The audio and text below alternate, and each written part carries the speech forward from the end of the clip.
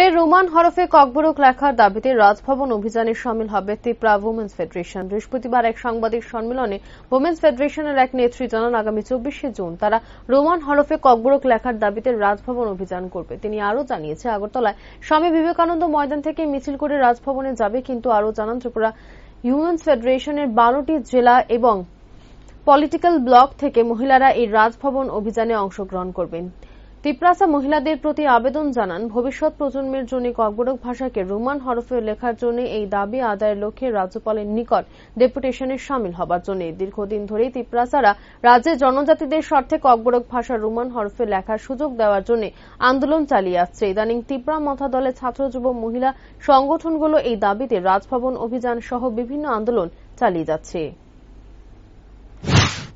আমাদের সাংবাদিক সম্মেলনের বিষয়টা হলো আপনাদের মাধ্যমে সারা ত্রিপুরা রাজ্যে পৌঁছিয়ে দেওয়া যে আগামী 24 জুন 2023 আমাদের রাজভবন অভিযান ত্রিপুরা উমেন ফেডারেশনের তরফ থেকেই করা হবে। সেই রাজভবন অভিযানে আমরা আমাদের 12টা ডিস্ট্রিক্ট রয়েছে ত্রিপুরা উমেন ফেডারেশনে, 44টা ব্লক, পলিটিক্যাল ব্লক এবং পলিটিক্যাল ডিস্ট্রিক্ট রয়েছে। সেখান থেকে আমাদের মহিলারা আসবে এবং যারা ব্লক কমিটিতে নেই, যারা আমাদের সাপোর্টার, যারা মারা রয়েছে, বিশেষ করে আগরতলা শহরে, তাদের তো কোনো পয়সা লাগবে না, গাড়ি ঘোড়াও লাগবে না।